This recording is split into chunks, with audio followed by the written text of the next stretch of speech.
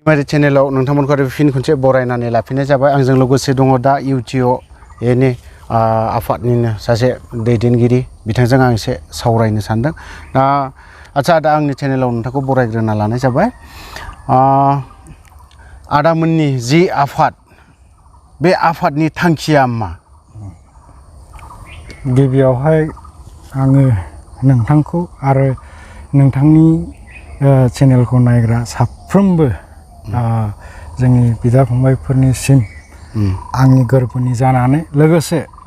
United tribal organisation आसामनि जानानै आं गाहाम अनसायनायखौ बावहरग्रोयो। आदसा बियो मोजां, जोबोद मोजां कुइसन। जोंनि थांखिया मा बेखौ बुंनायनि सिगां आं बेखौल' बुंनो हास्थायदों, माने जोंनि संगठना माला जों जोनोम होखो। दा बेखौ आं बुंनो सानबाय। बे जाहैबाय 2014 सनावहाय जोङो बे संगठनखौ जोनोम होनाय जादों। बिनि मेन थांखि आरो उद्देश्यआनो जाहैबाय मानोना जोङो बे आसामनि जेनाखि थागिबिफोर जोङो दिनै जेरावबो आलाय सिलाय, जोंनि हायावनो जोङो दिनै माइनरिटि। दा जोंहाथ' बहुत संगठनफोर दं, बिसोरो बिराद गुबुन गुबुन माबाजोंहाय गुबुन गुबुन गावबा गाव जायखौ थिग सानै बे लाइनावहाय आन्दलन खालामबोबाय। नोंथाङाबो सासे बिनि जोंनि जाथिनि थाखाय गावखौनो बावग्रा संगठननि सासे सोद्रोमा। थिग बेबायदिनो नोंथांमोना नोंथांनि लाइनाव मावदोंमोन, आबसुआबो आबसुनि लाइनाव मावदों। थिग बेबायदि जों सानदोंमोन आरो माने जोङो दिनैहाय ट्राइबेलफ्रा जाथि मोनसे, जों माने पपुलेसना बिराद खम नालाय, दा जोंखौहाय जों मोनसे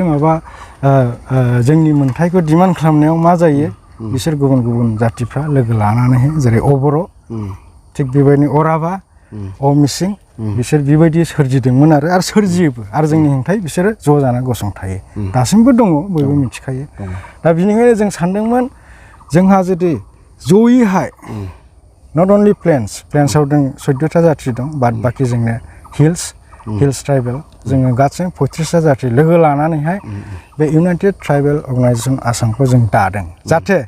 जोंनि क'क्राझाराव माबा मोनसे इसु लानानैहाय दावराव जायोब्ला कार्बि आंलं, लखिमपुर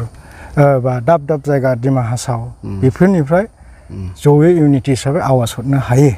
ओमफ्राय जोङो जयै बे खामानिखौ मावलायनो हायो हिसाबै जों बे संगठनखौ दानाय जादों आरो जाहाथे खौसेथि दिन्थिनो हायो। बिनि गेजेरावनो मोनसे सोंथि सोंनो लुबैबावदों। दा जों बर'नि गेजेराव फिसा बिदिनो बेफोरबायदिनो फिसा ट्राइबेल जोंनि हारियाव फिसा आफाद दङ। नोंथांमोननि आफादा दा जोंनि बे जिहेथु ट्राइबेल संघ होननाय मोनसे दङ, बिथांमोननि प्रेसिडेन्टजों बा बिथांमोननि आफादगिरिजों रिलेसन माबायदि दंलाय नोंसोर ओरैनो सोमोन्दोआ बेसेबां गोजान आरो बेसेबां खाथि? ट्राइबेल संघनि जोंना आदित्य खाख्लारि, बिसोरो जोंनि पेरेन्टस संगठनथ', बे जोंनि सार, बयनिबो सार। बिथांमोना बिराद गोबाव बोसोरनिफ्राय मावबोगासिनो दं, मावाखै नङा, मावबोगासिनो दं। ओमफ्राय बिथांमोननि स्टाइलाव बिथांमोना मावगासिनो दं, ओमफ्राय जोंनि स्टाइलाव जों मावगोन आरो। जों बिनिखायनो जोङो खिन्थु जयैहाय दानि CM BTCनि CM प्रमद बर' सार, ओमफ्राय जोंनि बे MLA लरेन्स, ओमफ्राय बिसोरनि नेतृत्वआव CC2आ दादोंमोन। बै समाव CC2आनि आन्दारावहाय जोङो दिल्लीयाव ज' धरना हैलायदों। 6 जन'गोष्ठीखौ ST होनाङा होननानैहाय जों बैयाव दिल्लीयाव धरना हैदों। प्लास जोङो सनापुरावबो जों थांदों आरो। बिदिखौ जों माखासेयावहाय कमन इस्यु नालाय जोङो बहाय दल संगठन जेबो नाया मालैनो बे हिसाबै कमन हिसाबैसो जों पार्टिसिपेट खालामदों। जुदिबा जोंखौहाय बिसोरो मा हिसाबैलाय जों मिथिया, नोंसोरनो जोंखौ नांगौला नांगौ, मोजां खोथा, नाङाला नाङा, खिन्थु जोंनि खामानिखौ जों मावगोन बे हिसाबै जोङो मावदों आरो जों बिसोरनि प्रग्रामाव पार्टिसिपेट खालामदोंमोन आरो। 6 जन'गोष्ठीनि ट्राइबेल, बिथांमोना 6 जन'गोष्ठीया ट्राइबेल बिनायनि मोनसे जोंनि BTCआवहाय 6 जन'गोष्ठीया ट्राइबेलनि माबाखौ मोननायनि मोन्थाया दङ होननानै बुंदों। ओमफ्राय सोरबा बर'नि दैदेनगिरिफ्रा कयेकजनफ्रा आं मुं थांखिनो गोसो जायाखै, जोंनि 6 बावहाय जोंनि BTCआव 6 जन'गोष्ठीया ट्राइबेल स्टेटासखौ बिबाय थादों। बावहाय कयेकजन लिडारा खिन्थु होनांगौ होनना बुंदों। बावहाय नोंथांमोननि आफादा बेसेबां होबथानायाव दङ? जोङो सोर मा बुंदों मा बुङो बेखौ जों बुंनो थाङा, खिन्थु आङो जोंनि इउटिउबनि जि स्टेन्ड बेखौ आङो बुंनो सानदों बेनो प्रथमाव जोङो इसोर जारिमिनखौ नायग्रोनांगोन आरो माने दिनैहाय 3 ट्राइब्स बिसोरबो एसटि बिदों बिसोरो नर्थ इस्टनि बायरावहाय बिसोर गासैबो जेरावबो एसटि जोब बेखौ जोंहा जेबो बुंनांगौ गैया खिन्थु आसामावहाय बिसोरो थागिबि नङा आरो बिसोरो जुदि बिसोर एसटि मोनोब्ला ब्रिटिशफ्राबो इंलिश पिपलफ्रा बिसोरबो एसटि मोननांगौ बा इन्डिजिनास स्टेटासखौ मोननांगौ मानो होनब्ला बे ब्रिटिशफ्रासो बिसोरखौहाय आफ्टार यान्नाबु ट्रिटि अफ यान्नाबु 1826 सनाव यान्नाबु बे सन्धिनि उनावसो ब्रिटिशफ्रा फैदों ब्रिटिशफ्रा फैनानैहाय बिसोरजों लोगोसे बिथांमोनखौ लाबोफानानै बेवहाय बुंला गाज्रि नंगौ खोथाखौ बुंनांगोन बिसोरखौ सैथो खोथाखौ बुंनांगौ टि ट्राइब हिसाबै बिसोरखौ लाबोदों नंखागौ टि ट्राइब हिसाबै लाबोदों साहा बागान बानायदों ओमफ्राय बि स्टेटासखौ बिसोरनो होनानै गालांहोदों दिनै नाथाय बिसोरो गाबोनबो फैयो दिनैबो फैयो ओरै फैयै दा पपुलेसन बारायनानै दा बे 3-4 गाहाम मिनिस्टार जायो नुगोन दा बे सेन्ट्रेल मिनिस्टार दाख्लैसो दंमोन ना सासे दा दंना गैला अबयसे आं गोसोआव गैया दा बेबायदिनो आरोखि दा बेनिखायनो आं बेखौनो बुंदों गुबुना मा बुङो बुंबाय थाथों जोंहा बुंनांगौ जेबो गैया आपत्ति गैया खिन्थु जोंनि स्टेन्डआ बेनो दिनै राजानि बंस'नो 600 बोसोर राजत्व खालामबाय आहम कमप्लिटलि जों बेखौ माबा खालामगोन बिसोरो जोंनिफ्राय 100 गुन गोजौआव बिसोर जोंनिफ्राय 100 गुन गोजौआवहाय बिसोरो खयबार आसामनि CM जाखो बिसोरो गासिनबो जेसेबां अफिसारफोर दं मा दं गासिनबो बिसोरनो गोजा दिनैहाय बिसोर जुदि गाबोन एसटि स्टेटास मोनोब्ला जों मा मोनगोन ओरैनो साख्रिफ्रावबो जोङो 10%ल' मोनो दे आसामाव खिन्थु जोङो मा दं 14टा जाति दं प्लेन्स ट्राइब हिसाबै आरो बिसोर हाबबावला बिसोर जोंनिफ्राय बांसिन ट्राइबेलफोरनि मादावहाय प्लेन्सआवहाय बर'फ्राल' मेजरिटि गुबुन गुबुन देउरिफोर दं लालुंफोर दं जेनेबा बे जोंना हाजंफोर दं गार'फोर दं बिसोरो मा दं 1 लाख 2 लाख 1.5 लाख सोरबाथ' 1000सो दंबावो सिंफुफ्रा 1000नि लामायावसो दं दा बिसोरो जोंनि अबस्था मा जागोन जोंनि अबस्था मा जागोन बिसोर जुदि एसटि मोनोब्ला बेनिखायनो जों स्ट्रंलि कन्डेम खालामगोन आरो बिसोरना खुनु क्राइटेरियाबो मिलाया जिहेतु बिसोर हाइ क्लास बिसोरनि उपाधियानो स्वर्गदोंमोन आरो बे दंबावो जेनेबा राजबंशीनो राजानि बंश मालाबाबो एसटि जानो हायो नामा राजानि बंश मालाबाबो एसटि जानो हायो एसटि माने मा हिन्दु धर्मनि मथेला बयनिफ्राय गाहायसिन थाखोनि मानसि जेरावनाखि मन्दिरावहाय ब्राह्मिनफोरजों थांफानानैहाय फुजा खालामनो जोंहा माबा गैया जों अमा जायो जों जे हाग्रानि बुस्थु जा मोनो बेखौनो जाजोबो दा बिनिखायनो बिसोर राजानि बंश जानानैहाय जोंजोंहाय माबोरै दिनैहाय एखे जाफैनो लुबैखो जोंनि बिटिसिआव नेपालि गरखाफोर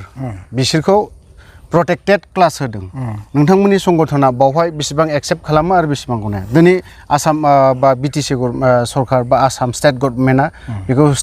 प्रटेक्टेड क्लास होबाय बेसेबां गनायजाथाव आरो बेसेबां गनायजाथाव नङा बेवहाय बुंनांगौआ बेनो माने नेपालिफ्रा होनब्ला बिसोरो गेजेलिं हिसाबैहाय बिसोर सिगांनिफ्रायनो प्रटेक्टेड खालामो आरोखि माने बे माबा गुमग्रा हिसाबैहाय मोसौ गुमग्रा हिसाबै मोसौ माबा जाग्रा हिसाबै प्रटेक्टेड खामोन बेल ब्लकआव दा बहाय थानोब्ला बिसोरो बै हिसाबै हागोन जों बिखौ मानिगोन गनायगोन बे बेल ब्लकआवहाय बेल ब्लकआ खालि जोंनि आसामावल' नङा दे अल इन्डिया एखे दिनैहाय झारखन्डआवहाय सावथालानो बे हाखौ बायनो हाया होजों थाङा हाबनो हाया बिसोरनो मोना बे बाहेरानि सावथाला दिनैहाय बिसोर जुदि मोनाब्ला सासे गरखा बिसोरथ' आसामनि खुनु भुमपुत्र नङा आसामनि अरिजिनेल नङा बिसोरो हरै बबेनिफ्राय फैदों आं बेखौ बुंनो थांले बयबो मिथिखायो बिसोरनि आलदा देश दंलायबावो आरो भारतनि गेजेरावनो बिसोरनि मोनसे स्टेट दंलायबावो आरो जोंनियालाय मा दं जोंनिया जेबो गैया एसटिफोरनो जोंनि बे आसामनि अनगा जेरावबो हा गैया दा बिसोरखौ जों गनायनानै लानाय माने मा जागोन गाबोननो जोङो गाग्लोबगोन जोंनि अस्तित्वआ जोंनि जिनाखि आइडेन्टिटि गाबोननो जों धंस जानानै जों बरबाद जागोन आरो जोङो एकदम गोमालांजोबगोन बेनिखायनो जोंनि स्टेन्ड इउटिउबनि स्टेन्ड बे स्टेट एसेम्ब्लिया मा डिसिसन मा लाबाय थाथों खिन्थु बेखौहाय समावहाय जोङो माबा होगोन आरो बेयो आइनजों जों नांगोन आइना बयनिफ्राय देरसिन आइना बयजोंबो समान जिहेतु जोंने 1886 नि आसाम लेन्ड ल' रेगुलेटिं एक्ट चेप्टार 10 बे दंखायो आसाम गभर्नमेन्टआसो इमप्लिमेन्ट खालामाखै दिनैसिम हो खिन्थु बे जोंनियाव दंखायो जेरैहाय नागालेण्ड जेरैहाय मिज'राम बेवहाय अरुणाचल नों थांब्ला इनार लाइन पारमिट नांगौ ना थिग एखे सिस्टेम जोंनि बेल ब्लक एरियायावबो सोरबा हाबफैयोब्ला इनार लाइन पारमिट माबा थानायनि प्रभिजन बिदि दङ आरो हाबफैनो हागोन खामानि मावनो हागोन खिन्थु बिसोरो खुनुदिन बे हाखौहाय गावनि होननानैहाय बायनोबो हाया फाननोबो हाया बा क्लेमबो खालामनो हाया नै बेबायदि नियम दंखायो खिन्थु मा खालामनो जोङो दिनैहाय आं रावखौबो जेबो ब्लेम होआ गासैबो बे सरकारानो जोंनि फेभाराव गैया दिनैहाय जोंनि फेभारावहाय बिराद आयेनफोर दङ नाथाय जायफ्रानाखि जोंनि एगेन्स्ट बेफ्रावला नै सम लाया 1 सेकेन्ड दान माबा मोनसे बुंलाय गाबोन नोङो एरेस्ट जागोन आरो एसे माबालाथ' नोंखौहाय गावथारगोन आं स्पेसियेल पावार एक्टनि पावार बाहायनानै नोंखौ गाबोननो एनकाउन्टार खालामगोन फेक एनकाउन्टार ओमफ्राय बुथारगोन खिन्थु जोंनि थाखानाय आयेनखौ बिसोरो मालाबाबो मावा जों हाइकर्ट खालामबाय नै दिनै 2019आवनो अर्डार मोनदों इन्ट्रिम अर्डार फेब्रुवारि 1 थारिखआवहाय प्रत्येक डिस्ट्रिक्टनि डिसिफ्रा बेखौ रिपर्ट होनांगौमोन माब्रै होखारनायाव बेसेबां नांगौ मा नांगौ होननानै कर्टआ बिबाय खिन्थु दिनैसिम नै जेबो मावाखै बिराद दुखुनां बाथ्रा खिन्थु उल्था मा खालामदों बिसोरो जोंनि बर'फोरखौसो होखारदों आरो नै दाख्लै कार्बि आंलंआव कार्बिफोरखौ होखारदों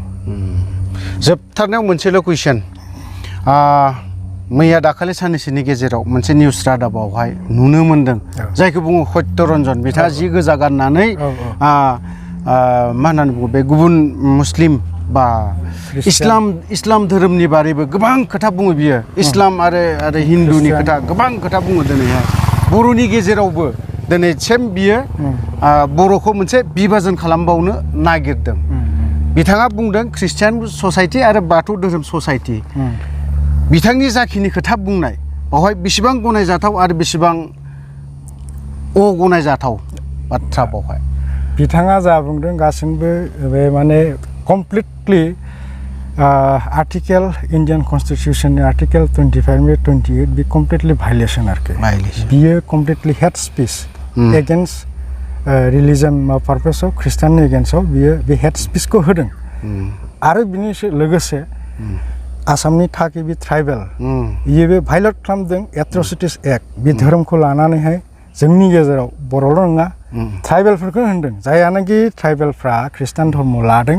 बिसोरो एसटि स्टेटासखौ गोमानानै लाबाय होनना बुंदों दा बियो बर'ल' नङा गासैबो ट्राइबेल 35टा ट्राइबेल जोंनि जेनाखि संगठननि गेजेराव थानाय 35टा जाति बिसोरनि एगेन्स्टआव बियो बुंदों बियो माने जोंखौहाय डिबेट खालामनो नागिरदों आरो बियो जाहैबाय खारना जाहैबाय दिनैहाय बर'खौहाय बिराद बिसोरो बै सिगांनिफ्रायनो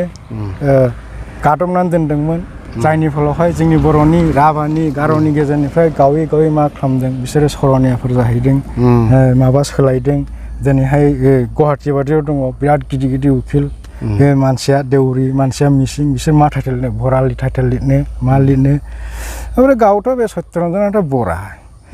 माननीय बे जोंनि बे CMआनो बुंदों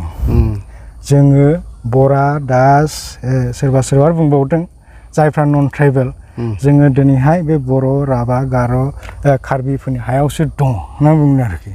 दिनैहाय बे गुबुननिफ्राय फैनानै बरा थराबिथ' बरा जोंनि हायाव फैनानैहाय जोंखौनो गावजों गाव बे नांलायनायनि मोनसे पलिसि आरो मेन पलिसिया बेनो बर'फ्रा जेरैबायदि जावगासिनो दङ बेखौ आं गादबनो नागिरदों जेरैबो हाला नालाय दा पलिसि खालामनानै गावजों गाव बुलायहोनो डिभाइड एन्ड रुल पलिसि खालामनानै प्लास जोंनि मेन थांखि दं बर'लेण्ड जायनि थाखाय 5,000 बर'आ दिनैसिम थैबाय 5,000 बर' थैदों दिनैसिम बे 5,000 बर' थैनायनि फलखौहाय जों दे लासै बेखौ मोननायखौ नाजागोन बेखौ माबोरै फेलें खालामनो हायो दिनैहाय हमनानै ला बर' ख्रिस्टान आं गुबुनखौ बुंथ'ला बर'खौनो बुंबाय बर' ख्रिस्टानफ्रा जुदि एसटि स्टेटासनिफ्राय थाङोब्ला आउट जायोब्ला दिनै जोंहा BTC ओनसोलावहाय जों साबसे MLA हरनो बे रिजार्भ जोब दा बे रिजार्भआ जोङो जुदि एसटि गैलाब्ला जों माइनरिटि जाबाय जोंहा माने जोंनि हायावनो जोंना गैला बर' ख्रिस्टानफोरना आरोखि बर' ख्रिस्टानफोरनि हाया बे बर' ख्रिस्टानफोरनि राइट्सआनो गैया जानोसै गावनि हायावनो जिहेतु बे बेल ब्लकनि हा बेल ब्लकआथ' ट्राइबेलफ्रासो थानो मोनो ना माबा ल मथे आसाम लेन्ड ल रेगुलेटिं एक्ट मथे थिग बेबायदिनो बिसोरो मा खालामदों डिभाइड एन्ड रुल पलिसि खालामनानै दिनैहाय हमनानै ला बेंटल थुक्राझार उदालगुरि गसाइगाव साइडजोंहाय जेरावहाय खृष्टान मेजरिटि गाबोन जुदि खृष्टाना एसटि गैयाब्ला एसटि स्टेटासनिफ्राय आउट जाबायब्ला बे एरियाबो बे दाख्लैनि बिटिसि सुक्तियाव दंखायोना 50% एसटि गैयाब्लानो बियो बिटिसियावहाय हाबा हा दाख्लैनो बुंखानाय दंखायोना बिटिसियाव हाबा बे बर'लेण्डआव थानो मोना दा माने बिनि पलिसिया बेनो दा बे बर' खृष्टानफोरखौहाय एसटिनिफ्राय बोखारनानै बे बर' खृष्टान थाग्रा एरियाखौहाय जेनेरेल खालामसिगोन आरो दा बेखौ आउट अफ बिटिसि खालामगोन ओमफ्राय जोङो 8-9 एमएलए हरो जोङो अल आसामाव 16 जन माबाया रिजार्भ एसटिनि थाखाय सानै एमपिया एसटिनि थाखाय रिजार्भ जों बेवहाय 16 जनावहाय खुब बेसे 6-7 जनल' जों हरनो हागोन हा बेबायदि जुदि रुलखौ लाबोयोब्ला जों एसटियानो नंलाब्ला जोंनि एरियायावहाय एसटि माबायाव रिजार्भ जानो बा बावहाय नोंथाङा मा सानो ओरैनो बिथांनि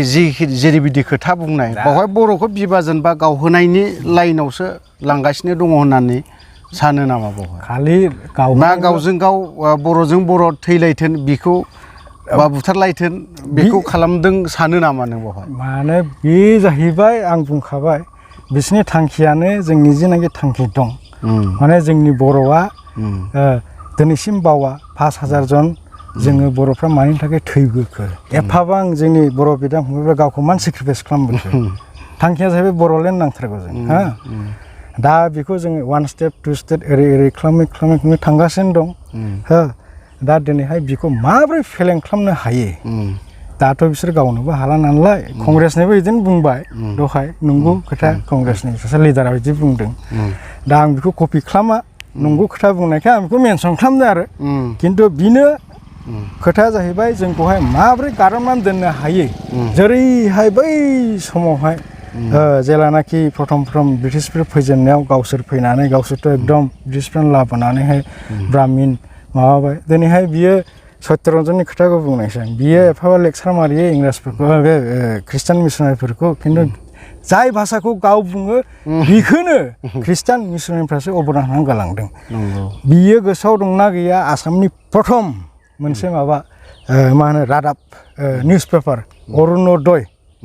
असमियानि बानायग्रोदों बेखौ सोर बानायदों ब्रिटिशफोर बे मिसनारिफ्रासो बानायग्रोदों दा बिदि खोथा बुंबालाय मा जानो आइन दंना कमप्लिटलि बे भायलेसन